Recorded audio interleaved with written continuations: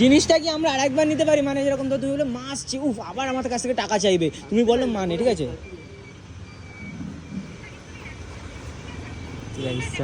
এই মেনুটা কিন্তু আমি অ্যাড করেছি, ঠিক আছে? আপনি একবার দেখে নিন।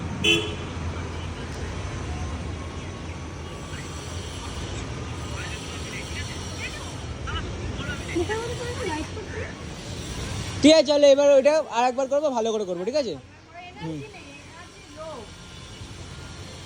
চলো। কতগুলো আওয়াজ হচ্ছে দেখো, কত, একটা দুটো তিনটে জায়গায় আওয়াজ হচ্ছে, আবার এদিকে গাড়ির হর্ন।